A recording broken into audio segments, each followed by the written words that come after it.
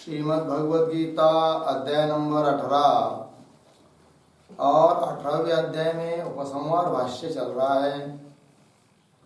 तो कहा था सिद्धांतियों ने कि मोक्ष के लिए केवल ज्ञान ही कारण है, ज्ञान से ही मोक्ष होता है, कर्म से नहीं होता है। और ज्ञान कर्म के समुच्चय से भी मोक्ष नहीं होता है।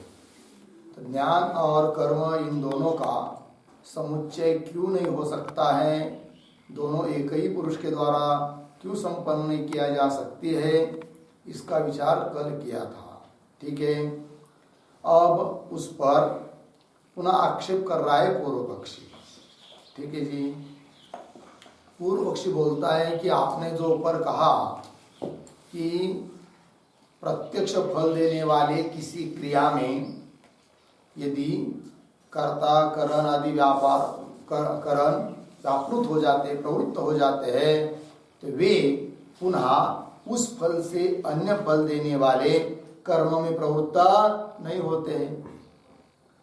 अर्थात ज्ञान रूप क्रिया में प्रवृत्त हो चुके हैं, जिसका फल दृष्ट है उसमें प्रवृत्त हुए हैं कर्तादि, तो वो पुनः उस फल उसका फल जो कैवल्य मोक्ष, उससे अतिरिक्त अन्य फल जो स्वर्गादि, उसका कारण जो यज्ञादि, उसमें प्रवृत्त नहीं हो सकते हैं। अर्थात कुल मिलाकर तात्पर्य यही है कि एक क्रिया में प्रवृत्त होने पर उससे अतिरिक्त अन्य फल वाली क्रिया में वो कर्तृकरण आदि प्रवृत्त हो नहीं सकते। इसका मतलब समुच्चय नहीं बनेगा, ये कहा था। इस पर बोल रहा है वो अब पूर्व पक्षी। देखिए, भुजी अग्निहोत्रादि क्रियावत स्यात् इति चेत प्रश्न चिन्ह। इस पंक्ति के ऊपर लिखिए आक्षेप।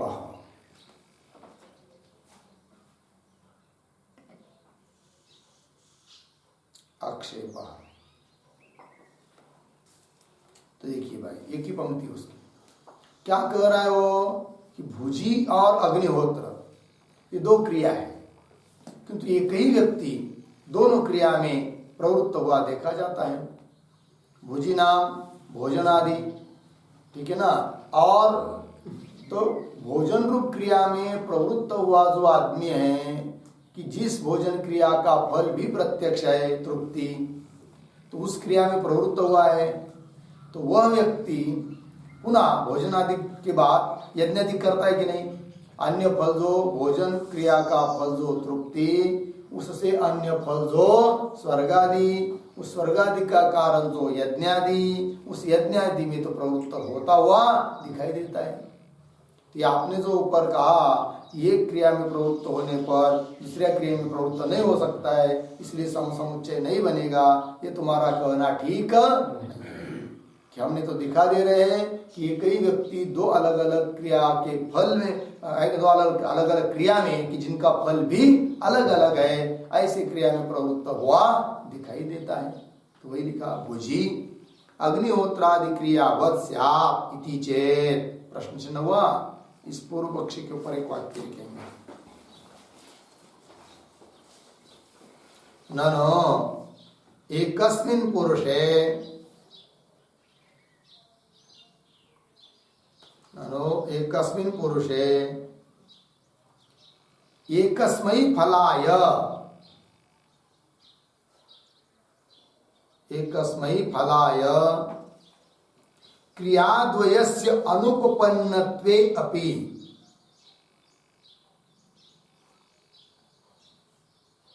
क्रियाद्वयस्य अनुपपन्नत्वे अपि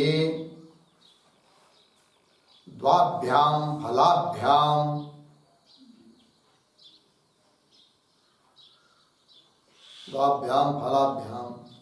क्रियाद्वयम् उपपन्नम एव, क्रियाद्वयम् उपपन्नम एव पूर्णविराम। यथा क्षुत् क्षांति स्वर्ग फलाभ्याम, क्षुच्छांति स्वर्ग फलाभ्याम एकस्मिन् पुरुषे एकस्मिन् पुरुषे भोजन अग्निहोत्र क्रियाद्वयम् भोजन अग्निहोत्र क्रियाद्वयम् अस्ति।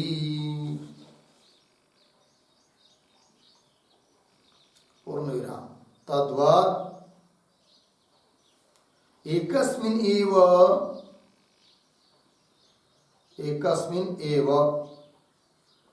कैवल्य स्वर्ग फलाभ्याम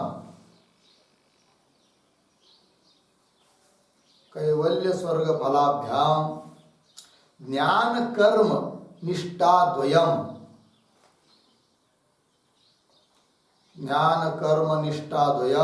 उपपद्यते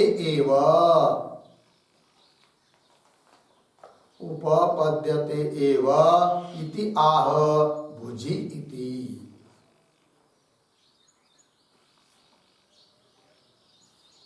भुजि इति हो गया। अर्थ देखिए भाई, ननो पूर्व पक्षी बोलता है कि एकस्मिन् पुरुषे, एक ही पुरुष में, एकस्मै फलाय, एक ही फल के लिए, क्रियाद्वयस्य अनुपपन्नत्वेपि, एक ही पुरुष में, ठीक है ना, एक ही फल के लिए दो क्रिया हो नहीं सकती है, ये तो हम मानते हैं, पूर्व पक्षी बोल रहा है। लेकिन ऐसा होने पर भी अनुपपन्नत्वे अपि द्वाभ्याम फलाभ्याम क्रियाद्वयम् उपपन्नम एव, किंतु दो अलग अलग फल के लिए, है कि नहीं, एक ही पुरुष में क्रियाद्वयम् उपपन्नम एव, एक ही व्यक्ति में दो अलग अलग फल के लिए क्या दो क्रिया तो हो सकती है। कौन कह रहा है? कैसे? उदाहरण देकर समझा रहे हैं। यथा क्षुत् शांति स्वर्ग फलाभ्याम, तो दो फल है यहाँ पर। क्षुत् शांति मतलब भूख जो लगी है कि नहीं, उसकी शांति, भूख की निवृत्ति, और दूसरा स्वर्ग फल। इन दो फल के लिए एक ही व्यक्ति में दो क्रिया दिखाई दे रही है। वही भोजन करता है क्षुत् शांति के लिए, और वही क्रिया भोजन के बाद फिर यज्ञादिक भी करता है स्वर्ग के लिए। दो फल के लिए दो क्रिया एक ही व्यक्ति में हुई कि नहीं? हो गई। क्षुत् शांति स्वर्ग फलाभ्याम एकस्मिन् पुरुषे भोजन अग्निहोत्र क्रिया द्वयम् अस्ति, दो क्रिया है। तद्वत्, उस प्रकार एकस्मिन् एव मतलब एक ही पुरुष में कैवल्य स्वर्ग फलाभ्याम, मोक्ष के लिए और स्वर्ग के लिए, दो फल के लिए, अलग अलग दो फल के लिए, ज्ञान कर्म निष्ठा द्वयम् उपपद्यते एकस्मिन्, ज्ञान निष्ठा और कर्म निष्ठा, कैवल्य के लिए ज्ञान निष्ठा, स्वर्ग के लिए कर्म निष्ठा, ये दो प्रकार की क्रिया एक ही व्यक्ति में उपपन्न होना चाहिए। कौन बोल रहा है? पूर्व पक्षी। समझ में आया जी? कितना बढ़िया उदाहरण देकर समझाया उसने। ठीक, अब आगे चलिए भाष्य में। न कैवल्य फले, मिला पंक्ति, उसके ऊपर लिखिए न इत्यादि के ऊपर समाधानम। सिद्धांत उसका समाधान दे रहे, खंडन कर रहे। न कैवल्य फले ज्ञाने क्रिया फलार्थित्व अनुपपत्ते है, संग्रह वाक्य है। क्या बोल रहे? कैवल्य फले ज्ञाने मतलब कैवल्य है फल जिसका ऐसा जो ज्ञान, कैवल्य फले ज्ञाने क्रिया फलार्थित्व अनुपपत्ते है कि नहीं? क्रिया का फल जो है स्वर्ग आदि, उसकी इच्छा होना अनुपपन्न है। क्या अर्थ निकला? कैवल्य फल है जिसका ऐसे ज्ञान में यदि कोई प्रवृत्त होता है तो उस व्यक्ति को क्रिया का फल जो स्वर्गाधिक, उसकी इच्छा होना संभव नहीं है। अब क्यों, कैसे, या आगे कहेंगे। उसके पहले इस पर एक वाक्य लिखेंगे कैवल्य फले ज्ञानी के ऊपर।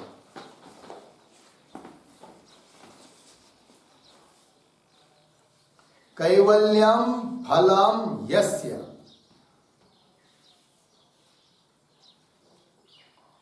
कैवल्यम फलम यस्य तस्मिन् कैवल्य फले ज्ञाने, कैवल्य फले ज्ञाने प्राप्ते सति, प्राप्ते सति क्रिया फलार्थित्व अनुपपत्ते है, क्रिया फलार्थित्व अनुपपत्ते है, पूर्ण विराम। क्रियायाम बराबर यज्ञादि रूपायाम, यज्ञादि रूपायाम अर्धविराम फले स्वर्गादि लक्षणे च, लक्षणे च अर्थित्वस्य अनुपपत्तेः, अर्थित्वस्य अनुपपत्तेः। ठीक, अर्थ देखिए भाई। तो भाष्य में क्या कहा था? कैवल्य फले ज्ञानी, उसका बता रहे अर्थ विग्रह करके समास। कैवल्यम फलम यस्य तस्मिन् कैवल्य फले ज्ञाने, कैवल्य है फल जिसका, ऐसा जो ज्ञान उसको कहेंगे कैवल्य फले ज्ञाने।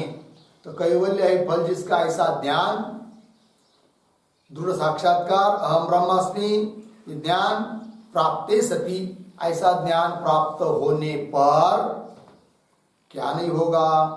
क्रिया फलार्थित्व अनुपपत्ते, क्रिया का फल जो है स्वर्गादि है कि नहीं, उसकी इच्छा होना संभव नहीं है। उसी को स्पष्ट कर रहे आगे। क्रियायाम, क्रियायाम मतलब यज्ञादि रूपायाम, और फले स्वर्गादि लक्षणे च अर्थित्वस्य अनुपपत्ते, अनुपपन्न अनुपपत्ति है। अर्थित्व मतलब इच्छा, इच्छा होना संभव नहीं है। किसमें? क्रिया में भी और क्रिया के फल में भी, दोनों में भी अर्थित्व हो नहीं सकता है, ये कहा। देखिए भाष्य में न मतलब पूर्व पक्ष खंडन कर दिया, ऐसा नहीं है। क्यों?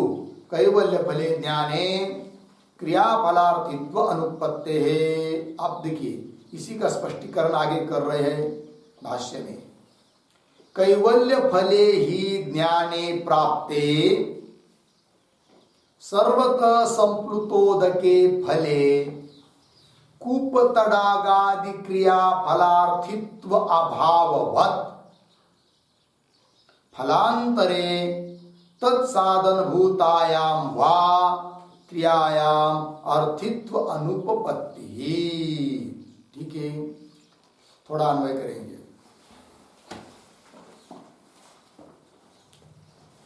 तो कहां से? 3-4 शब्द छोड़कर सर्वतः संप्लुतोदक क्या है उसको पकड़ेंगे। पढ़ता हूं। सर्वतः संप्लुतोदके फले कूप तडागादि क्रिया फलार्थित्व अभाववत्। अब शुरू से। कैवल्य फले ही ज्ञाने प्राप्ते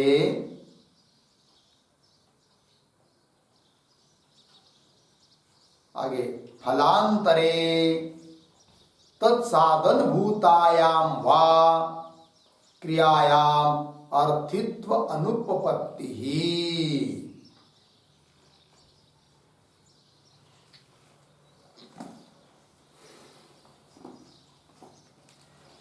ठीक है जी, चलिए भाई अर्थ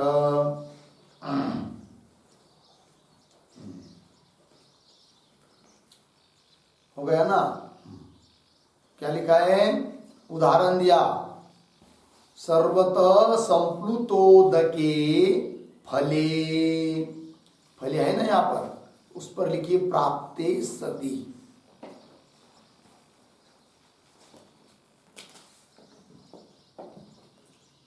प्राप्ते सति अर्धविराम। प्राप्तुम इष्टे सति इति वा।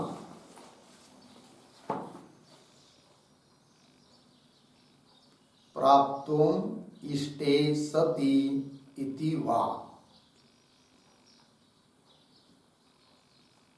देखिए भाई अर्थ, सर्वतः संप्लुतोदके फले, प्राप्ते सति समझ लीजिए, संपूर्ण ओर से जल से भरा हुआ बहुत बड़ा तालाब हो, चाहे बहुत बड़ा जल संग्रह हो, समुद्र हो, है कि नहीं, वो यदि प्राप्त हो जाता है तो सर्वतः संप्लुतोदके फले प्राप्ते सति, तब कूप तड़ागादि क्रिया फलार्थित्व अभावात्, है कि नहीं, तब उसके बाद आदमी, कूप मतलब कुआं, तड़ाग मतलब तालाब आदि, है कि नहीं, कूप तड़ाग आदि उसमें होने वाली क्रिया जैसे स्नान आदि क्रिया और उससे उत्पन्न होने वाला फल, उसकी आदमी इच्छा कर सकता है क्या? नहीं करेगा। जिसको बहुत बड़ा तालाब मिल गया, वो छोटा छोटा जो तालाब है उसकी इच्छा और उसमें होने वाली क्रिया, उससे होने वाला फल, इसकी इच्छा कर नहीं सकता है। जो राष्ट्रपति बनने के लिए लायक है या बन गया है, वह अब ये चाहेगा क्या, मुझे अब किसी गांव का सरपंच होना है भाई, इच्छा कर नहीं सकता क्योंकि बड़ा फल उसको मिल गया। वही दृष्टांत यहाँ पर है। सर्वतः संप्लुतोदके फले प्राप्त होने पर कूप तड़ागादि क्रिया फलार्थित्व अभावात्, है कि नहीं, कूप तड़ागादि, इसके ऊपर एक छोटा वाक्य, तटाकादि जल स्नानादि,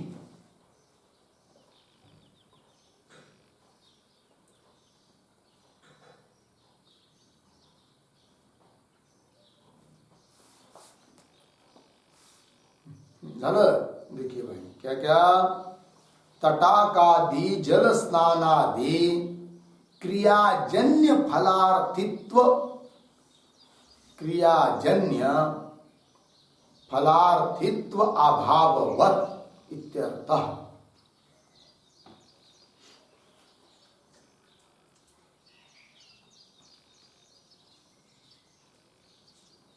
ठीक, चलिए भाई, तटाक छोटा कोई तालाब, तटाक आदि, जल स्नान आदि, उस तटाक आदि की प्राप्ति, उसमें स्नान, जल स्नान आदि क्रिया, उससे उत्पन्न होने वाला फल, उसकी इच्छा हो नहीं सकती, उसमें आर्थित्व हो नहीं सकता है।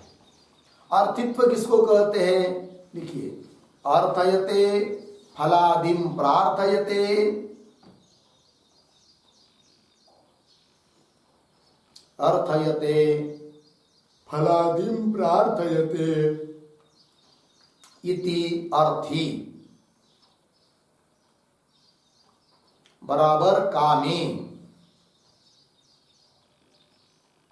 कामी तस्य भावः अर्थित्वम्,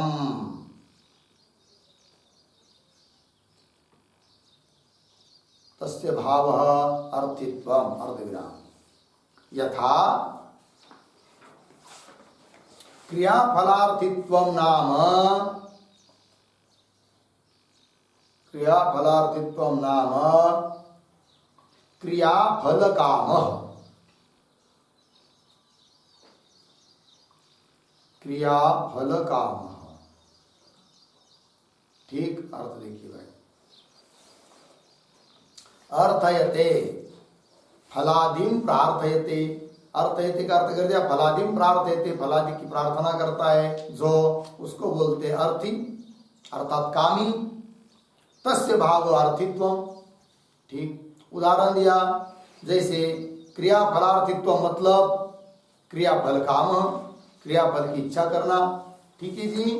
चलिए अर्थ ये दृष्टांत दिया है यहाँ पर, कूप तड़ागादि क्रियाफलार्थित्व अभाववत्, होगा इतना।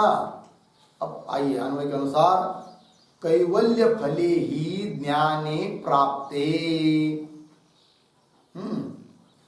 ये किसकी व्याख्या हो रही है? संग्रह वाक्य। इसके पहला वाला जो वाक्य था ना, समाधान में आया, क्या था वो? न कैवल्य फले ज्ञाने, कैवल्य फल है जिसका इस प्रकार का ज्ञान प्राप्त होने पर क्रिया फलार्थित्व अनुपत्ति, क्रिया के फल की अनुपत्ति है। इसी को थोड़ा उल्टा करके बात समझा रहे। क्रिया फलार्थित्व, वहां पर क्रिया पहले लिया, फल बाद में दिया। अब क्या करें? कैवल्य फले ही ज्ञाने प्राप्ते, कैवल्य है फल जिसका ऐसा ज्ञान प्राप्त होने पर, आगे फलांतरे, तो फल आप पहले लिया। संग्रह वाक्य में पहले क्या था? क्रिया फलार्थित्व ऐसा था। अब क्या ले रहे? फलांतरे मतलब पहले फल लिया और तत्साधन भूतायाम क्रियायाम, और उस फल का साधन भूत जो क्रिया, उन दोनों में भी क्रियायाम तत्साधन भूतायाम व क्रियायाम अर्थित्व अनुपपत्ति, अर्थित्व नहीं हो सकती, कामना नहीं हो सकती है। किसमें किसमें? फलांतर में और उस फल के साधन भूत क्रिया में इच्छा हो नहीं सकती। कब? जब कैवल्य फल जिसका ऐसा ज्ञान प्राप्त हो जाता है तब। लग गया जी? संग्रह वाक्य में क्रिया पहली थी, क्रिया में अर्थित्व नहीं होगा, फल में अर्थित्व नहीं होगा। क्रिया में अर्थित्व होना अनुपपन्न है और फल का भी कामना होना अनुपपन्न है, ये बताया। अब उसका उल्टा करके कह दिया, फल में भी, फल में कामना होना, अर्थित्व होना अनुपपन्न है और उसके साधन भूत जो क्रिया, उसमें भी क्या? अर्थित्व होना, कामना होना, इच्छा होना क्या है? अनुपपन्न है। ठीक है, तो यहां पर जो फलांतरे आया है ना, उस पर लिखते हैं एक वाक्य, क्रिया फलार्थित्वम इति पदम, क्रिया फलार्थित्वम इति पदम प्रातिलोम्येन, प्रातिलोम्येन फल क्रियार्थित्वम इति कृत्वा, फल क्रियार्थित्वम इति कृत्वा व्याकरोति फलांतरे इति, व्याकरोति फलांतरे इति पूर्ण विराम। क्रियार्थित्वस्य, क्रियार्थित्वस्य फलार्थित्व पूर्वकत्वात्, फलार्थित्व पूर्वकत्वात् फलांतरे इति प्रथमम उक्तम, फलांतरे इति प्रथमम उक्तम पूर्ण विराम। मम स्वर्गः स्यात्, मम स्वर्गः स्यात् इति फलांतरार्थित्वम, फलांतरार्थित्वम अर्धविराम। मम स्वर्गार्थम ज्योतिष्टोम स्यात्, मम स्वर्गार्थम ज्योतिष्टोम स्यात् इति क्रियार्थित्वम,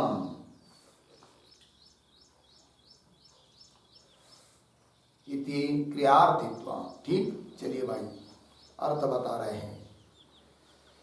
तो संग्रह वाक्य में जो पद आया है क्रिया फलार्थित्वम, इसी पद को थोड़ा व्यतिरिक्त करके, उल्टा करके, आगे पीछे करके उसका व्याख्यान कर रहे भाष्यकार। क्या कर रहे? प्रातिलोम्येन फल क्रियार्थित्व, ऐसा करके पहले फल का बाद में क्रियार्थित्व, ऐसा करके स्पष्टीकरण कर रहे, विश्लेषण कर रहे भाष्य में। किस पंक्ति से? फलांतरे तत्साधन भूतायाम इत्यादि। ऐसा क्यों किया? जैसा संग्रह वाक्य में था वैसा ही व्याख्यान करना चाहिए था, ऐसा व्यतिरेक क्यों किया, प्रतिलोम क्यों किया? तो उसका उत्तर यह है कि क्रियार्थित्वस्य फलार्थित्व पूर्वकत्वात्। अर्थित्व मतलब वही कामना, इच्छा, प्रार्थना, यांचा जो लिख के दिया अभी आपको। तो दो है यहाँ पर, क्रियार्थित्व, फलार्थित्व। तो उसमें क्रियार्थित्व, क्रिया की प्रार्थना, क्रिया की इच्छा तब होती है जब पहले फल की इच्छा होती है। इसलिए पहले लिया फलार्थित्व को, बाद में किया क्रियार्थित्व को। ठीक है ना? वही लिखा, क्रियार्थित्वस्य फलार्थित्व पूर्वकत्वात्। पहले आदमी स्वर्ग की कामना करेगा या पहले यज्ञ की कामना करेगा? स्वर्ग की। स्वर्ग चाहिए इसलिए यज्ञ चाहिए, इसलिए फलार्थित्व पहले है, बाद में क्रियार्थित्व है। वही क्रियार्थित्वस्य फलार्थित्व पूर्वकत्वात्। फलां, इसलिए फलांतरे इति प्रथमम उक्तम। भाष्य में अभी अभी फलांतरे पहले लिया, उसके बाद क्रियार्थित्व लिया। अब फलार्थित्व मतलब किस प्रकार होता है वो फलार्थित्व, उसका स्वरूप बता दिया अभी। मम स्वर्ग स्यात् इति फलार्थित्वम, ये फलार्थित्व हुआ, मुझे स्वर्ग चाहिए, ये फलार्थित्व है, फल की कामना है। और मम स्वर्गार्थम, मुझे स्वर्ग के लिए ज्योतिष्टोम स्यात् इति क्रियार्थित्व, ये क्रिया की इच्छा है, क्रिया की कामना है। हो गया जी। चलिए भाष्य में तो अपनी बात मुख्य इस बात पर चल रही है कि ज्ञान प्राप्त होने पर, जिसका फल कैवल्य है, ऐसा ज्ञान प्राप्त होने पर अन्य फल की और उस फल, अन्य फल का जो साधन है उसमें कामना हो नहीं सकती है। उसके लिए दृष्टांत दिया है कि नहीं, सर्वतः संप्लोतोदकी इसका। तो देखिए भाष्य में, फलांतरे स्वर्गादि फल में और उसका साधन यज्ञादि में, तत्साधन भूतायाम वा क्रियायाम अर्थित्व अनुपपत्ति ही। लगा पंक्ति। चलिए, तो ये जो अंतिम पद आया है क्रियायाम अर्थित्वानुपपत्ति ही, इस पर एक दो वाक्य लिखते हैं। तस्मात् कैवल्य फलार्थिनः पुरुषस्य, कैवल्य फलार्थिनः पुरुषस्य विदुषः स्वर्गादि फलार्थित्व असंभवात्, स्वर्गादि फलार्थित्व असंभवात् ज्ञान निष्ठायाम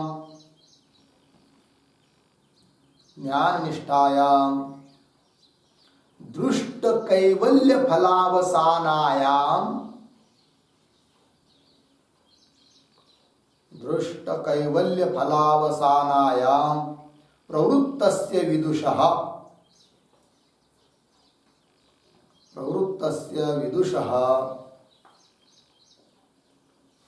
कैवल्यार्थिनः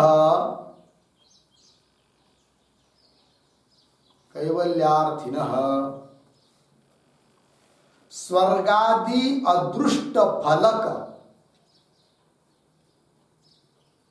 स्वर्गादि अदृष्ट फलक कर्मानुष्ठान प्रसंगः, कर्मानुष्ठान प्रसंगः स्वप्ने अपि न भवेत्,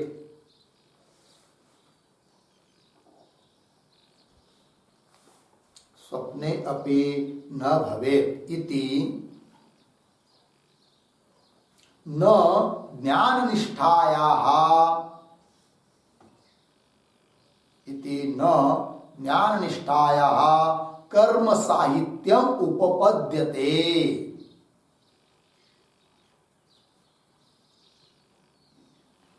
कर्म साहित्यम उपपद्यते। ठीक है जी, अर्थ देखिए भाई।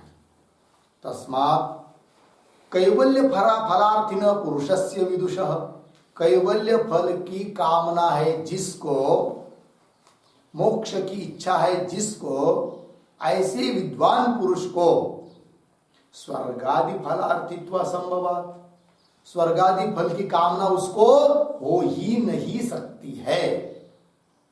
लेकिन असंभव होने से ज्ञान निष्ठायाम दृष्ट कैवल्य फलावसानायाम प्रवृत्तस्य विदुषः, ज्ञान निष्ठा में कि जिसका फल प्रत्यक्ष है, कौन? कैवल्य। पंक्ति मिल रही ना, ज्ञान निष्ठायाम प्रवृत्त से मुख्य वाक्य है। वो ज्ञान निष्ठा कैसी? बीच में शब्द आया दृष्ट कैवल्य फलावसानायाम, तो दृष्ट कैवल्य फलावसानायाम ज्ञान निष्ठायाम प्रवृत्तस्य विदुषः।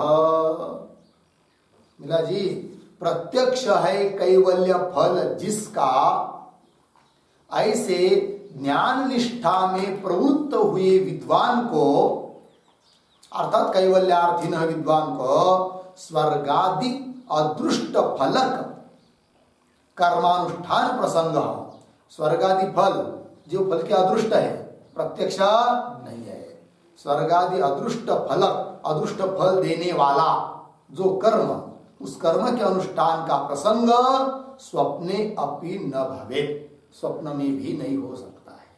क्या समझ में आया? देखिए, दो व्यक्ति है कि नहीं?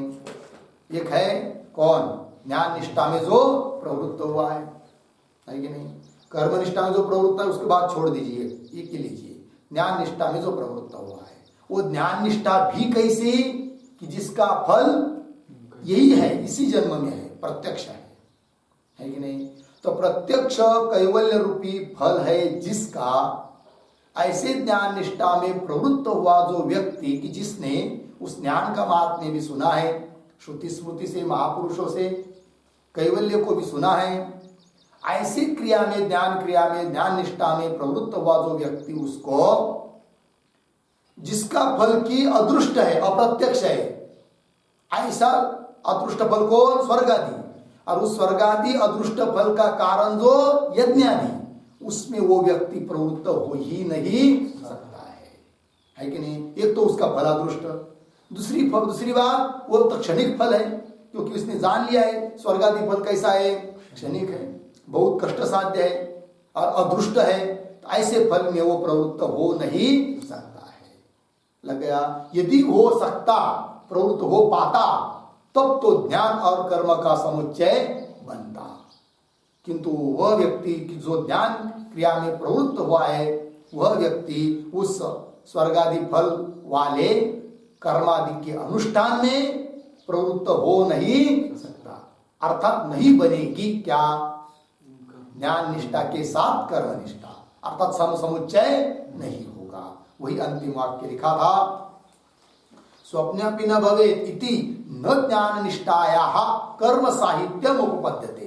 ज्ञान निष्ठायाः कर्म साहित्यम न उपपद्यते, ज्ञान निष्ठा के साथ साथ कर्म निष्ठा हो नहीं सकती है। हो गया जी? चलिए देखिए भाई, ऊपर तो ज्ञान निष्ठा और कर्म निष्ठा हो नहीं सकती है, साथ साथ ये बात बता दिया था कल, किंतु पूर्व पक्ष ने जब आरोप किया उदाहरण देकर भोजन क्रिया का और अग्निहोत्र क्रिया का, तब तो फिर मानना पड़ रहा है कि दोनों क्रिया में, अलग अलग फल वाली क्रिया में तो एक व्यक्ति प्रवृत्त होता हुआ दिखाई दे रहा है। अब कैसा करे? तब उसका खंडन करने के लिए अब पुनः कहा कि ठीक है भाई, हम मान लिया व्यवहार में दो अलग अलग फल के लिए अलग अलग क्रिया है, एक व्यक्ति प्रवृत्त हो रहा है भोजन क्रिया और अग्निहोत्र आदि क्रिया में, किंतु यहां पर जो चर्चा चल रही है ज्ञान निष्ठा और कर्म निष्ठा, यहां पर तो जो व्यक्ति ज्ञान निष्ठा में प्रवृत्त हुआ है वह तो कर्म निष्ठा में प्रवृत्त हो ही नहीं सकता है। अब बोले क्यों नहीं हो सकता, जबकि उदाहरण तुमने मान लिया भोजन क्रिया का और अग्निहोत्र आदि क्रिया का? तो उसका उत्तर दिया क्या कि उदाहरण देकर समझाया, जिसको महाफल देने वाला महाजल तालाब मिल गया है, जैसे समुद्र में यदि स्नान करते हैं तो उससे जो पुण्य प्राप्त होता है वो दुनिया भर के सभी तीर्थ में स्नान करके भी नहीं मिलता है। अब जिसको रोज रोज समुद्र का स्नान करने के लिए मिल रहा है, वह व्यक्ति भले मनोरंजन के लिए अन्य तीर्थ के लिए भी जाएगा, प्रसंग आने पर वह स्नान भी करेगा, वो बात अलग, किंतु इस भावना से तो नहीं जाएगा क्या कि मुझे अब भाई बहुत दिन हो गए रोज रोज समुद्र का स्नान करता हूं, किंतु चलो अब अमुक अमुक तीर्थ है वहां पर भी स्नान करके कुछ पुण्य प्राप्त कर लूं, ऐसा नहीं बोल सकता। वो भले मनोरंजन के लिए जाएगा किंतु पुण्य प्राप्त हो इसलिए नहीं जाएगा, क्योंकि उसको ये पता है कि शास्त्र कहता है कि समुद्र के में स्नान करने से तो इतना बड़ा पुण्य मिल रहा है कि इसका पुण्य बाकी सभी तीर्थों में स्नान करने से भी नहीं होता है। तो फल पुण्य रूप फल के लिए अन्य तीर्थ में स्नान की इच्छा वो नहीं करेगा, है कि नहीं। मनोरंजन के लिए जाएगा वो बात अलग है, समझ में आया कि नहीं। उस प्रकार यहां पर भी जिसको ज्ञान रूप क्रिया में जो प्रवृत्त हुआ है कि नहीं, जिसका फल की प्रत्यक्ष है, कैवल्य रूप फल प्रत्यक्ष है जिसका, ऐसी जो ज्ञान निष्ठा, उस ज्ञान निष्ठा में महाफल देने वाले निष्ठा में जो व्यक्ति प्रवृत्त हुआ है वह छोटे छोटे फल देने वाले यज्ञादि क्रिया में प्रवृत्त हो नहीं सकता है। लग गया जी, अर्थात सम समुच्चय बनेगा नहीं। हो गया खंडन। इस बात को समझाने के लिए ग्रंथकार और दृष्टांत दे रहे हैं भाष्यकार, ठीक है। चलिए आगे, क्रियायाम अर्थित्व अनुपपत्ति, आगे अन्य दृष्टांत और दृष्टांत दे रहे हैं। न ही राज्य प्राप्ति फले कर्मणि व्यापृतस्य क्षेत्र प्राप्ति फले व्यापारोपपत्ति, अर्धेरा तद विषयम च अर्थित्वम। ठीक, देखिए एक कोई व्यक्ति है जो राज्य फल, राज्य प्राप्ति फले कर्मणि, राज्य की प्राप्ति रूप फल मिलेगा जो कर्म करने से, ऐसे कर्मणे कर्म में व्यापृतस्य प्रवृत्तस्य पुरुषस्य, कोई वैसा मनुष्य है कि जो कर्म में प्रवृत्त हुआ। किस प्रकार के कर्म में प्रवृत्त हुआ कि जो कर्म करने से राज्य मिलेगा, राजा बन जाएगा, ऐसे फल में प्रवृत्त हुआ है। वह व्यक्ति उस प्रवृत्ति को छोड़कर थोड़ा बहुत 1-2 एकड़ खेत मिल जाए, इस है कि नहीं, वो खेत मिलने के लिए जो कर्म, उस कर्म में प्रवृत्त होगा क्या? नहीं होगा, ठीक है ना। जैसे नहीं हो सकता है उस प्रकार यहां पर भी जो ज्ञान निष्ठा में प्रवृत्त हुआ है वह व्यक्ति छोटा स्वर्ग आदि फल देने वाले क्रिया में, यज्ञादिक में प्रवृत्त नहीं होगा। यदि हो पाता तो समुच्चय बनता, लेकिन हो नहीं सकता, ठीक है जी। चलिए इस राज्य प्राप्ति फले कर्मणि को समझने के लिए थोड़ा लिखेंगे, दृष्टांत स्पष्ट हो जाएगा।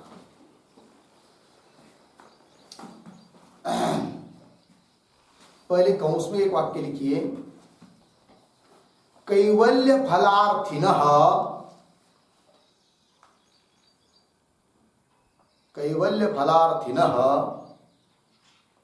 कर्म फलार्थित्व अनुपपत्ति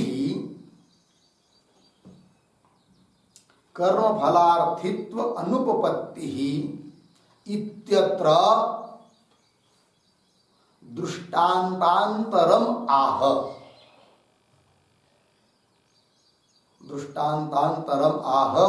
नहीं इति, कंस बंद। कोई राज्य फल वाला दृष्टांत है, लिखते आगे, कंस बंद हुआ। राज्य प्राप्ति फलम यस्य,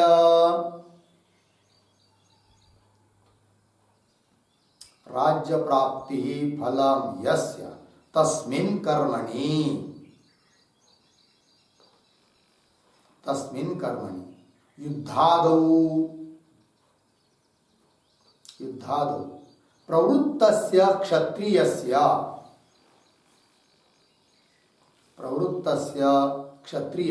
अर्धविराम क्षेत्र मात्रस्य प्राप्ति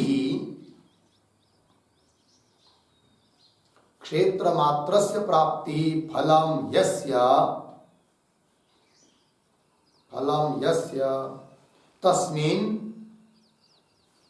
तस्मिन् क्षेत्र मात्र प्राप्ति फले क्षेत्र मात्र प्राप्ति फले कर्मणि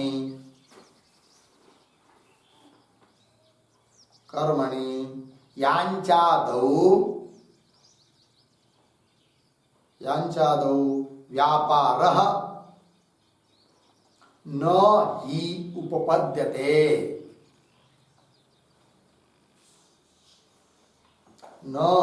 उपपद्यते अर्धविराम तद्विषयम् बराबर क्षेत्र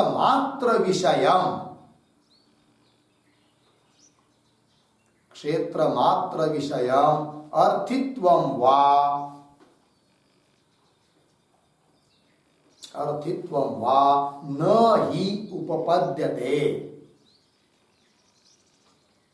न हि उपपद्यते यथा अर्धविराम तथा कैवल्य फले ज्ञाने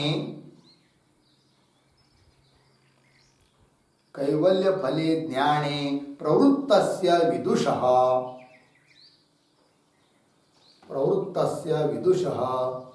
स्वर्गादि फलक कर्मणि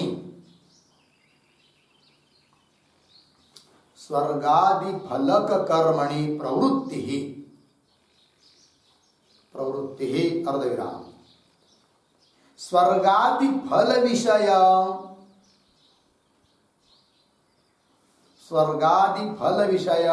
अर्थित्वं च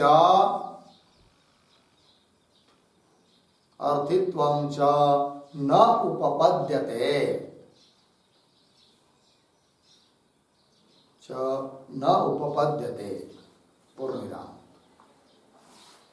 राज्य प्राप्ति फले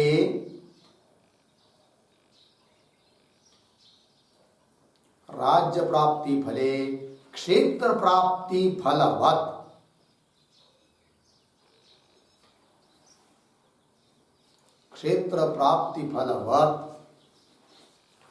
कैवल्य फले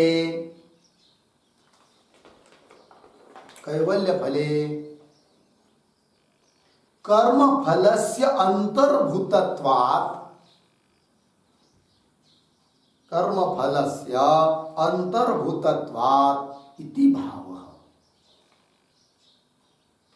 इति भाव पूर्णविराम उक्तम ही उद्धरण चिन्ह सर्वं कर्माखिलं पार्थ ज्ञाने परिसमाप्यते सर्वं कर्माखिलं पार्थ ज्ञाने परिसमाप्यते उद्धरण चिन्ह इति इह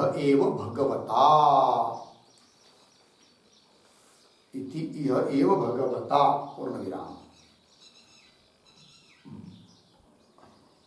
उद्धरण चिन्ह में आगे यत्किंच प्रजाः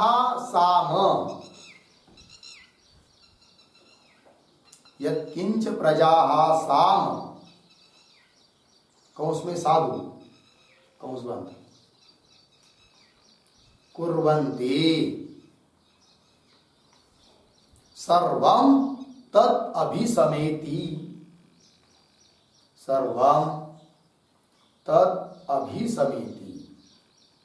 उद्धरण चिन्ह इति श्रुतेः च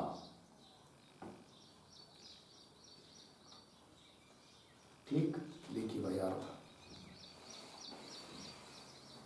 दृष्टांत इसलिए दिया जा रहा है दूसरा दृष्टांत एक तो दिया था संप्लुतोदके का दूसरा दे रहे राज्य प्राप्ति का तो वही कैवल्यार्थिनः जो कैवल्य की कामना करता है वह कर्म फलार्थित्व नहीं हो सकता कर्म फल की इच्छा नहीं कर सकता है इस बात के लिए दृष्टांत तो राज्य प्राप्ति फलम यस्य राज्य की प्राप्ति ही फल है जिसका तस्मिन् कर्मणि इस प्रकार के कर्म में युद्धादि कर्म में युद्धादौ प्रवृत्तस्य क्षत्रियस्य कोई क्षत्रिय व्यक्ति इस प्रकार के युद्ध में प्रवृत्त हुआ है बहुत सारा सैन्य लेकर वह क्षेत्र मात्र से प्राप्ति फलम यस्य तस्मिन् है कि नहीं। क्षेत्र थोड़ा बहुत क्षेत्र ही प्राप्ति है फल जिसका, उस प्रकार के कर्म में, तस्मिन क्षेत्र मात्र प्राप्ति फले कर्मणि, क्षेत्र मात्र प्राप्ति है फल जिसका ऐसे कर्म में। उदाहरण कौन, यांचा दो, मांगना, दान दे दो भाई हमको 1 एकड़ दो, 2 एकड़, यांचा दो व्यापार नहीं उपपद्यते, उसमें उसका व्यापार प्रवृत्ति हो नहीं सकती है। दृष्टांत समझ में आया ना। चलिए, तद विषयम, तद विषय मतलब देखिए भाष्य में भी पद आया वही तद विषय, उसका ही अर्थ बता रहे हैं। मिला क्या, वही दृष्टांत में तद विषयम च अर्थित्व आया था ना। तद विषय मतलब क्या, वो लिखा है टिप्पणी में, तद विषयम बराबर क्षेत्र मात्र विषयम, केवल क्षेत्र के बारे में अर्थित्व वा नहीं उपपद्यते। लग गया जी। यथा, ये दृष्टांत हुआ। तथा कैवल्य फले ज्ञाने प्रवृत्तस्य विदुषः, कैवल्य है फल जिसका ऐसे ज्ञान में प्रवृत्त हुआ जो विद्वान, उसको स्वर्गादि फल कर्मणि प्रवृत्ति ही, स्वर्ग है फल जिसका ऐसे कर्म में उसकी प्रवृत्ति नहीं होगी, प्रवृत्ति ही। और स्वर्गादि फल विषयम अर्थित्वम तद विषयम, स्वर्गादि फल विषयम अर्थित्वम, स्वर्गादि फल का अर्थित्व भी उसमें उपपन्न नहीं होता है, कर्म में प्रवृत्ति भी नहीं होगी, और उस प्रकार का कर्म का फल जो स्वर्गादि, उस फल की भी इच्छा उसको नहीं होती है। फल की इच्छा होगी तब तो कर्म में प्रवृत्ति होगी, वो छोटे छोटे फल की इच्छा ही नहीं होगी तो कर्म में प्रवृत्ति कहां से होगी।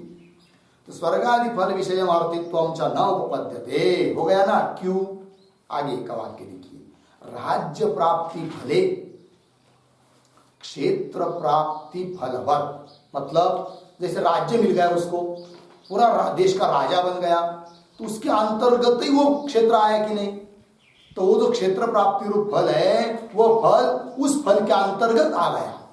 इसलिए जो बड़ा फल चाह रहा है वो छोटे फल की कामना नहीं करेगा। दृष्टांत में जैसा हुआ ना, उसी प्रकार कैवल्य फले कर्म फल से अंतर्भूतत्व, जैसे राज्य प्राप्ति फले क्षेत्र प्राप्ति फल अंतर्भूत है, उसी प्रकार कैवल्य फल के अंतर्भूत है कौन, कर्म फल, स्वर्गादि फल है कि नहीं। कर्म फल का, कर्म का फल क्या है, स्वर्गादि, वो क्या है, क्षीणे पुण्य मर्त्यलोक मिशंति, पुण्य तब तक स्वर्ग पुनः मृत्युलोक। ये फल कैसा है, मोक्ष फल है कि नहीं, अत्यंत सुख की प्राप्ति, नित्य है वो मोक्ष, नित्य ऐसा सुख स्वरूप मोक्ष की प्राप्ति यदि हो जाती है तो स्वर्ग फल की इच्छा कोई करेगा नहीं, वही लिखा है कैवल्य फले कर्म फल से अंतर्भूतत्वात् इति भाव। और ये कहा भी है भगवान ने स्वयं कि ज्ञान के फल में सभी फल अंतर्भूत होते हैं। सर्वम कर्माखिलम पार्थ ज्ञाने परि समाप्यते, ये बात बताइए। श्रुति भी इस बात को कहती है, क्या, यत् किंच प्रजाः साम कुर्वन्ति, प्रजा जो भी कुछ साधु कर्म कर रही है, विहित कर्म कर रही है, तत्सर्वम तत् अभिसमेति, वो सभी फल उस फल के अंतर्भूत हो जाता है जो कि ज्ञान का फल मोक्ष है। लग गया जी। तो चलिए, तो जिसको बहुत बड़ा फल मिल गया वो छोटे फल में प्रवृत्त हो नहीं सकता, है कि नहीं। और व्यवहार में भी ऐसा है ना, जिसको 10 करोड़ मिल गए, उसको पता चल गया, अरे भाई जाओ ना तुम आर्डर्स के लिए, बोलेंगे क्यों, लोग बहुत जा रहे हैं, लोग जा रहे, बात सही है, लेकिन मैं क्यों जाऊं, लोग किस लिए जा रहे बताओ तो फिर उसको बताया किसी ने, बात यह है कि कोरोना से बहुत लोग त्रस्त हुए हैं, काम धाम मिल नहीं रहा है, और सबके लिए लोग आर्डर्स में सरकार 10 किलो धान्य दे रहा है कि नहीं, 2 किलो तेल दे रहा है, तांदूल चावल दे रहा है, और 1,000 रुपए दे रहा है, तो जाओ ना तुम भी। अब देखिए, ये व्यक्ति जाएगा क्या, जिसको 10 करोड़ मिला है वह इस छोटी काम के लिए अन्य लोगों की तरह जाएगा क्या, जाएगा भी नहीं, उस कर्म में प्रवृत्त नहीं होगा और उस फल की कामना भी नहीं करेगा। तद विषयम अर्थित्वम न, है कि नहीं, उस फल को भी नहीं चाहेगा और उसमें प्रवृत्त भी नहीं होगा, है कि नहीं। उस प्रकार यहाँ पर भी जिसको कैवल्य फल मिल गया है जो कि ज्ञान का फल है, वह स्वर्गादि फल की कामना कर नहीं सकता, अर्थात सम समुच्चय बनेगा नहीं, यही कहा। न ही, भाष्य में देखिए, न ही राज्य प्राप्ति फले कर्मणि व्यापृतस्य, व्यापृतस्य का अर्थ लिखिए प्रवृत्तस्य, क्षेत्र प्राप्ति फले व्यापार उपपत्ति ही न कान्वय इधर, व्यापार उपपत्ति ही न, व्यापार की उपपत्ति हो नहीं सकती। तद विषयम च, तद विषय मतलब क्या, एक छोटा सा वाक्य लिखिए उस पर, तद विषयम बराबर क्षेत्र मात्र विषयम अर्थित्वम, क्षेत्र मात्र विषयम अर्थित्वम वा न ही उपपद्यते, न ही उपपद्यते यथा, अर्धविराम तथा हो गया। ठीक, चलिए भाई, तद विषय मतलब क्षेत्र मात्र विषयम अर्थित्वम, उपपन्न नहीं होता है। ठीक है जी, न कानून इधर भी करना है वो, तद विषयम चार्थित्वम न, हो गया जी। चलिए आगे, तस्मात् न कर्मण अस्ति निःश्रेयस साधनत्वम, अन्वय करिए, तस्मात् कर्मणः निःश्रेयस साधनत्वम न अस्ति, हो गया जी। तस्मात् इसलिए कर्म में निःश्रेयस साधनत्व नहीं है, निःश्रेयस कहते मोक्ष को, मोक्ष का साधन कर्म नहीं है। क्यों, तस्मात्, तस्मात् पद आया ना वाक्य के आरंभ में, तस्मात् का अर्थ लिखिए, ज्ञान कर्मणो समुच्चय अनुपपत्तेः,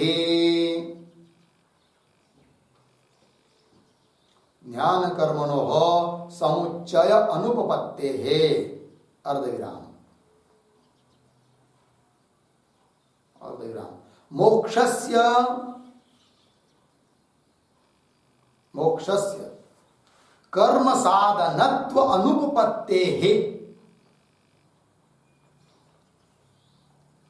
मोक्षस्य कर्म साधनत्व अनुपपत्तेः च इत्यर्थः,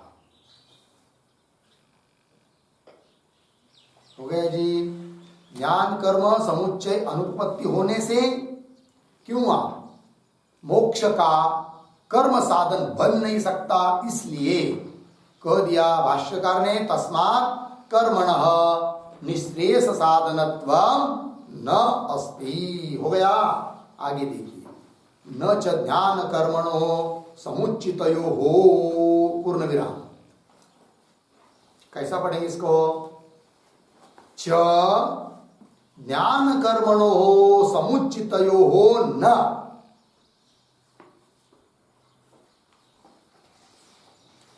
ठीक है जी, क्या हुआ, ज्ञान कर्मणो समुच्चितयोः न, क्या न, एक वाक्य लिखिए, ज्ञान कर्मणो समुच्चयः,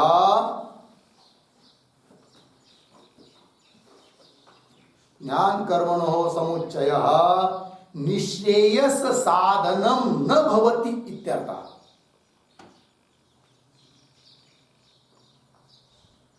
निःश्रेयस साधनम न भवति इत्यर्थः, हो गया। देखिए भाई, ज्ञान और कर्म दोनों मिलकर समुच्चय भी निःश्रेय का साधन नहीं होता है, तो दोनों का खंडन कर दिया दो वाक्य में। पहले वाक्य में कह दिया निःश्रेय का साधन कर्म हो नहीं सकता, और दूसरे वाक्य में कहा ज्ञान कर्म का समुच्चय भी निःश्रेय का मोक्ष का साधन हो नहीं सकता है। फिर निःश्रेय का साधन कौन है, केवल ज्ञान ही है, हो गया जी। चलिए आगे, हो गया ना पूरा, आगे देखिए, न अपि ज्ञानस्य कैवल्य फलस्य कर्म सहायापेक्षा, अर्धविराम, अविद्या निवर्तकत्वेन विरोधात्। अब तीसरी बात कर रहे, पहले वाक्य में कहा कि मोक्ष का साधन कर्म हो नहीं सकता है, दूसरे वाक्य में कहा निःश्रेयस अर्थात मोक्ष का साधन ज्ञान कर्म का समुच्चय भी नहीं हो सकता है। अब कोई कहेगा, समझ लीजिए, ठीक है, समुच्चय से मोक्ष नहीं मिलता, समुच्चय साधन नहीं, ये मानते हम, किंतु एक काम करो ना, मोक्ष के लिए साधन ज्ञान को ही मानो, प्रधान कारण, मुख्य कारण किसको मानो? ज्ञान को। किंतु उस ज्ञान को मदद चाहिए कर्म की, ऐसा मान लो, सहायता मान लो कर्म की, है कि नहीं? तो उसका उत्तर दे रहे नहीं नहीं, ज्ञान का जबरदस्त है कि वो जब मोक्ष रूप फल देता है तो कर्म की सहायता भी नहीं लेता है। इस बात को कह रहे, अभी देखिए, पंक्ति पढ़ता हूं। न अपि ज्ञानस्य कैवल्य फलस्य कर्म सहायापेक्षा अविद्या निवर्तकत्वेन विरोधात्। अन्वय करेंगे, देखिए, कैवल्य फलस्य ज्ञानस्य, कैवल्य फलस्य ज्ञानस्य कर्म सहायापेक्षा अपि न, अपि न, आगे अविद्या निवर्तकत्वेन विरोधात्।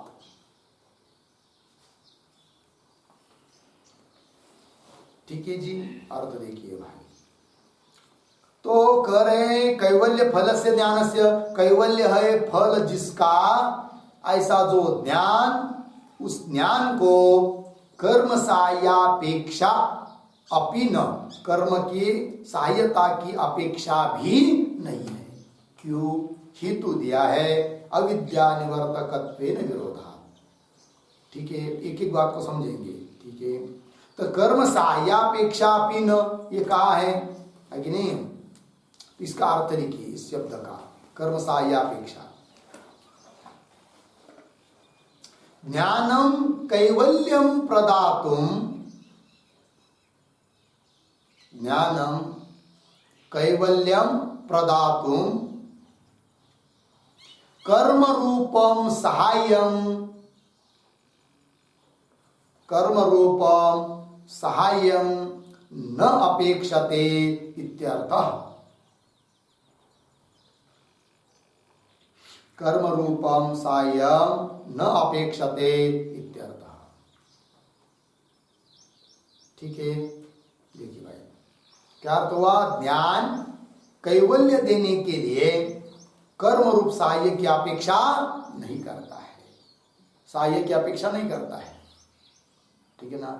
सहाय किसको कहते हैं? सहाय शब्द, सहाय शब्द का अर्थ लिखिए, सह अयति गच्छति,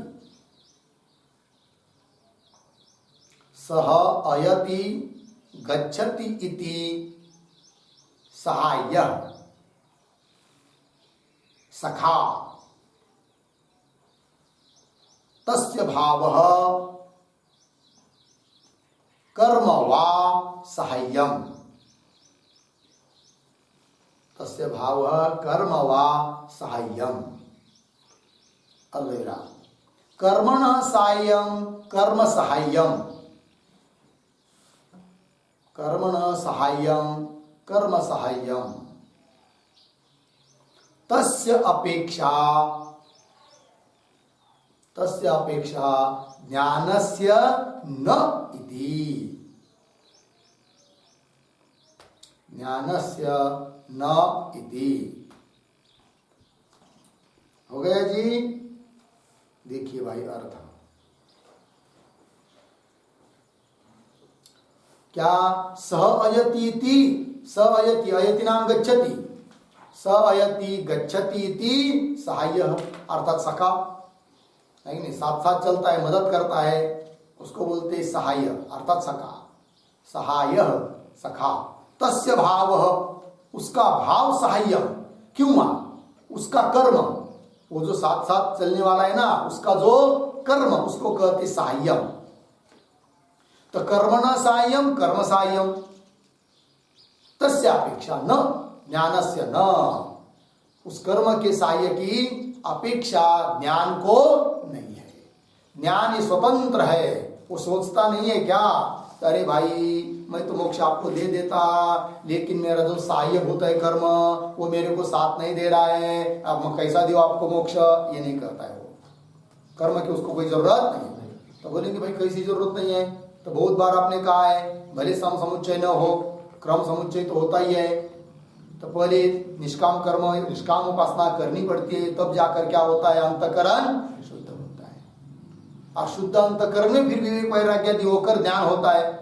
तो ज्ञान को तो जरूरत पड़ेगी नहीं कर्म की, ऐसा कोई कहेगा तो उसका उत्तर क्या है, नहीं। चित्त शुद्धि के लिए कर्म की जरूरत है कि नहीं? कर्म की जरूरत किसके लिए है? चित्त शुद्धि के लिए। शुद्ध चित्त में ज्ञान होता है। इसका मतलब ज्ञान के लिए कर्म की जरूरत नहीं है। जरूरत किसकी है? चित्त की शुद्धि की।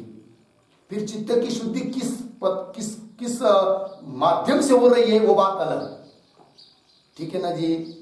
इसका मतलब क्या हुआ, मोक्ष देने के लिए ज्ञान स्वतंत्र है, उसके लिए क्या किसी की जरूरत नहीं। शुद्ध चित्त में ज्ञान होता है, इसका मतलब चित्त की शुद्धि की भी सहायता है ज्ञान को, ये भी बात नहीं है। शुद्ध चित्त में क्या होता है, ज्ञान होता है, ये बात है। इसका मतलब ज्ञान को शुद्ध चित्त की सहायता ये भी नहीं, ज्ञान पूरा स्वतंत्र है। समझ में आया? किसी के ऊपर यदि किसी सिद्ध पुरुष की कृपा हुई, मलिनांतकरण है किंतु कृपा हो गई जबरदस्त, तो झट से उसको ज्ञान हो जाएगा, तो मोक्ष मिल जाएगा। समझ में आया कि नहीं? ये बात है। ऐसे उदाहरण में बहुत सारे हो भी चुके हैं, ठीक है कि नहीं। गाओबा नाथ महाराज का शिष्य, उसके माथे पर हाथ रख दिया, किसने? नाथ महाराज ने सिर पर हाथ रख दिया, कृपा कर दी, तो उद्धार हो गया उसका। कितना जड़ बुद्धि का था वो। आया था नाथ महाराज के पास किसके लिए? केवल पूरन पोड़ी खाने के लिए, है कि नहीं? उसने माँ ने कह दिया, महाराज ये तो बहुत दुराग्रही है, रोज पूरन पोली मांगता है, मैं कहाँ से दूं, मैं तो गरीब हूं। आपके यहाँ तो रोज बनती ही है दे भगवान के लिए, तो इसको आपके पास रख लो, आपकी थोड़ी बहुत सेवा कर लेगा। तो वो रहने लग गया उनके पास, किसके लिए? पूरन पोली खाने के लिए। पूरन पोली खाता था और बस जाकर सोता था, कुछ सत्संग नहीं सुनता था, कुछ भी नहीं करता था। लेकिन बहुत दिन हुए, फिर कृपा हो गई संत की, तो क्या हुआ? ऐसा रामायण बताया नाथ महाराज जाने के बाद बचा हुआ है कि नहीं। तो आप अलग अलग कर ही नहीं सकते कि इतना तक नाथ महाराज ने कहा है और इसके आगे गाँवबा ने कहा है, नहीं कर सकते, इतना एक जैसा बन गया है कि नहीं। चलिए भाई चलते आगे। तो क्या सिद्ध हुआ? ये हुआ ना, हाँ, ज्ञान कर्म की सहायता भी नहीं लेता है। हेतु दिया है यहाँ पर भाष्य में, अविद्या निवर्तकत्वेन विरोधात्, ये बहुत काम की चीज है। इस हेतु को समझते हैं, एक वाक्य लिखेंगे उसके ऊपर। ज्ञानस्य अविद्या निवर्तकत्वेन, ज्ञानस्य अविद्या निवर्तकत्वेन हेतुना, हेतुना अविद्यामूलक कर्म विरोधात्,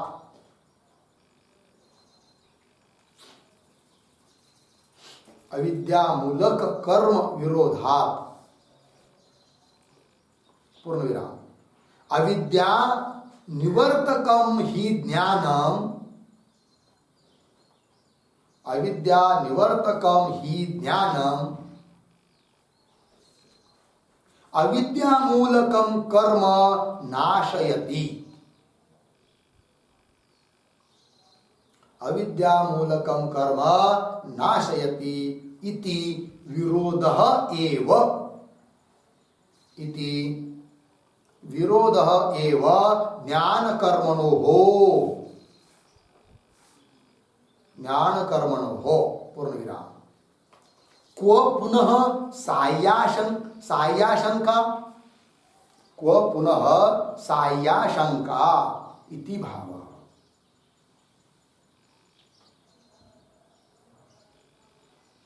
ठीक, अर्थ देखिए भाई। ज्ञान कर्म का विरोध है, किस तरह है बता रहे हैं। विरोध होने के कारण ज्ञान कर्म की सहायता ले नहीं सकता है, क्योंकि ज्ञान और कर्म का क्या है? विरोध है।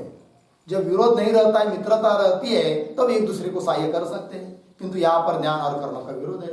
क्यों विरोध है ज्ञान कर्म का, वो समझा दिया यहाँ पर।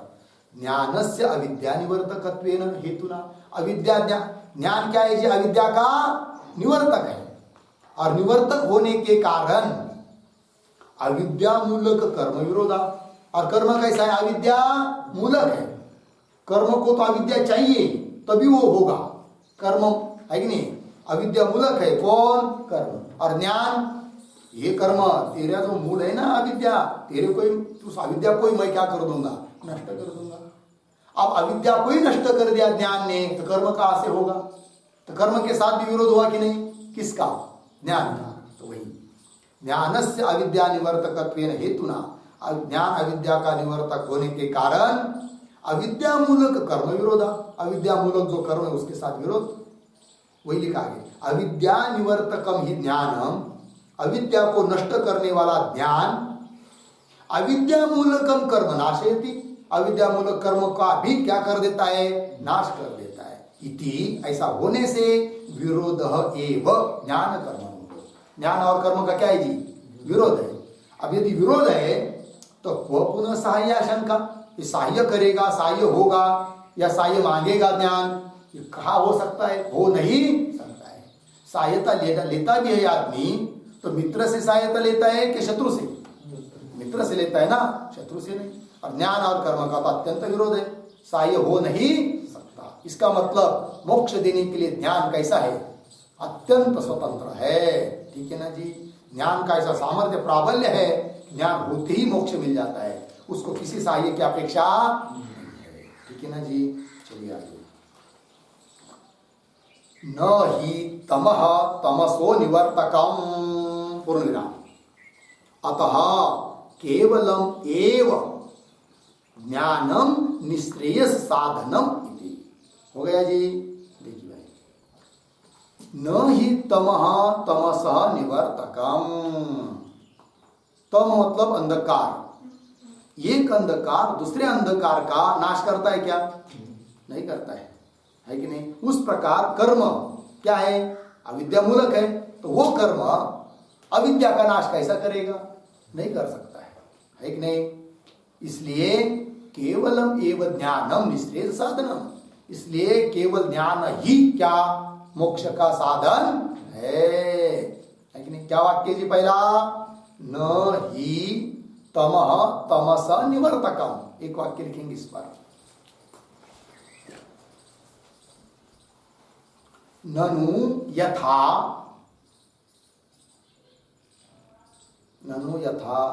ज्ञान अविद्या निवर्तकत्वेन, अविद्या निवर्तकत्वेन कैवल्य फलावसायी, कैवल्य फलावसायी अर्धविराम एवं कर्म अपि, एवं कर्म अपि इति, कर्म अपि मोक्ष साधनम एव, कर्म अपि मोक्ष साधनम एव इति अतः आह,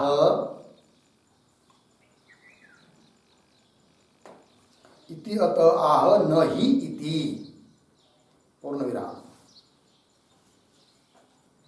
ही प्रसिद्धौ, ही प्रसिद्धौ, पूर्ण विराम। यथा तमः, यथा तमः तमोन्तरम न निवर्तयति,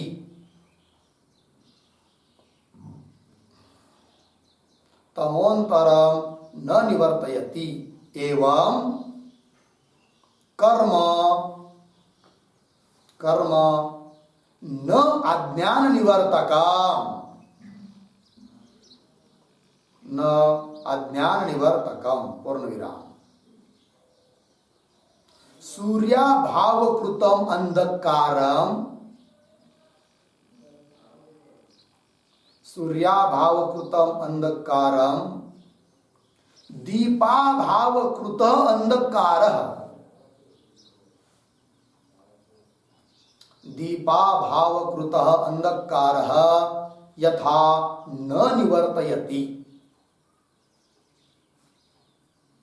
यथा न निवर्तयति तथा कर्म अज्ञानम न निवर्तयति। कर्म अज्ञानम न निवर्तयति। अर्धविराम। तमसो इव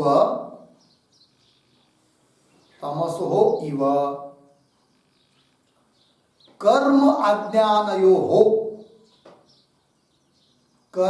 अज्ञानयोः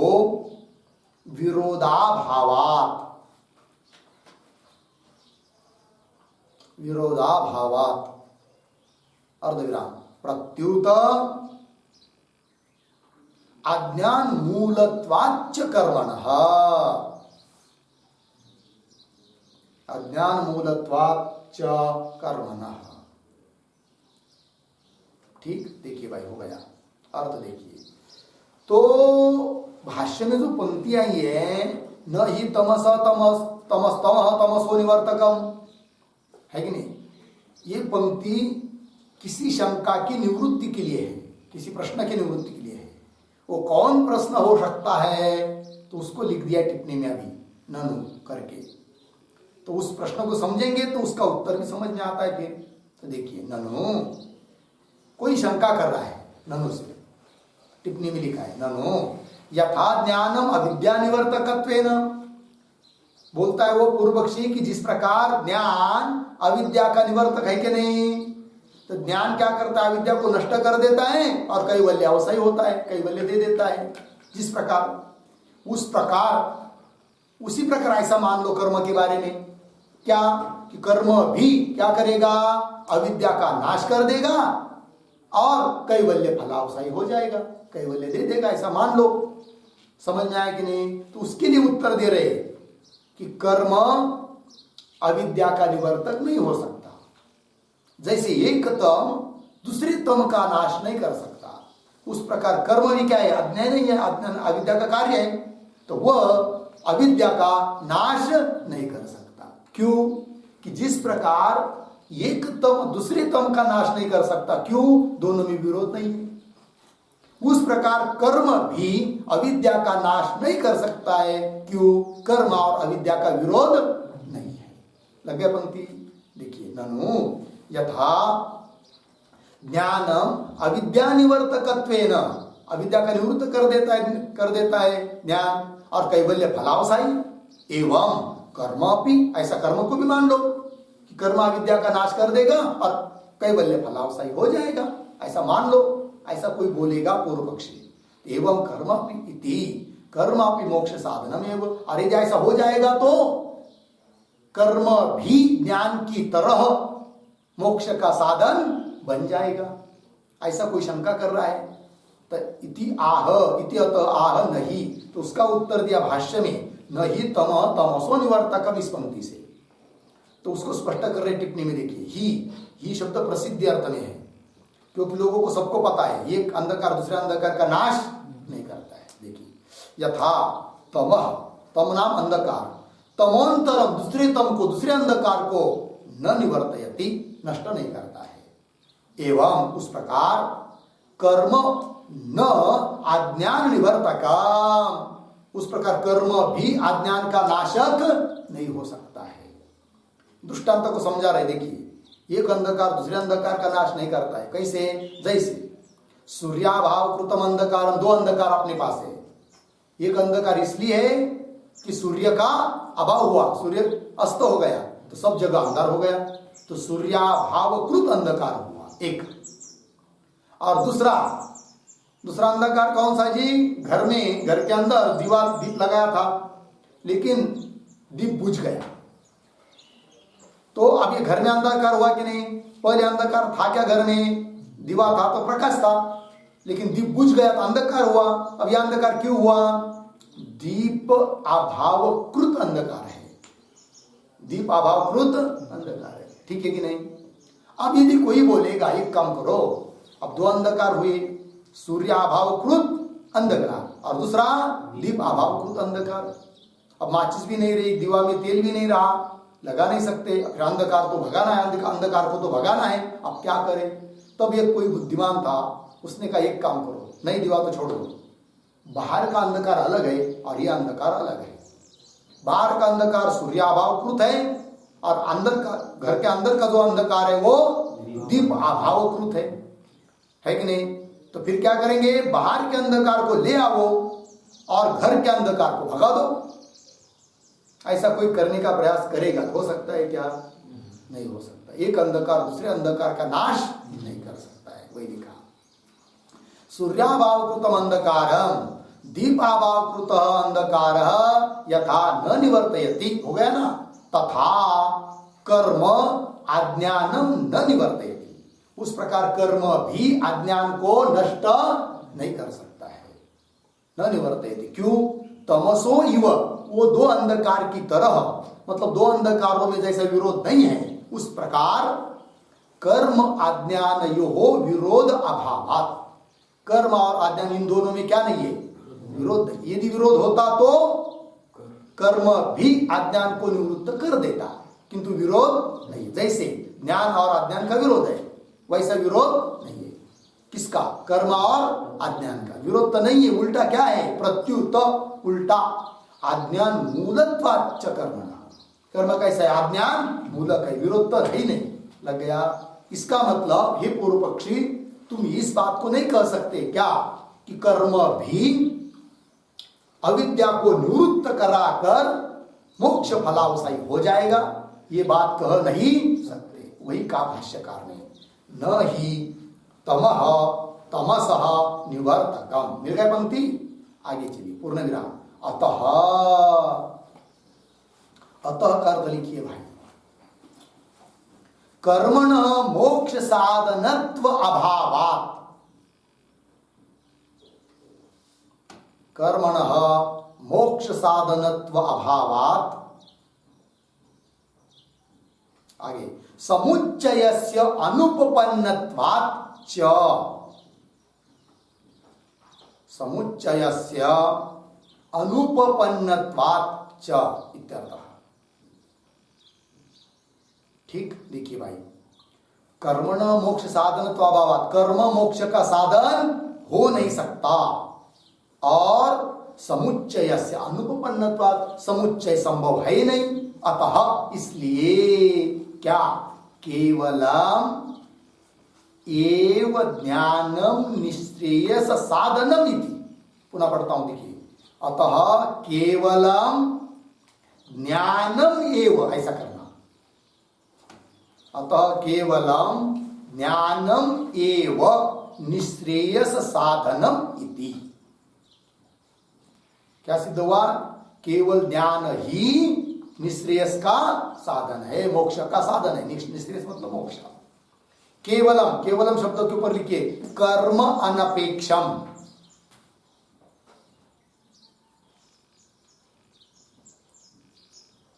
केवलम मतलब कर्म अनपेक्षम, कर्म की अपेक्षा न करके केवल ज्ञान ही मोक्ष का साधन है।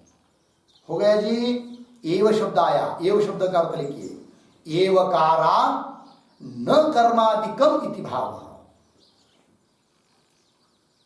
एवकारात् न कर्मादिकम इति भाव।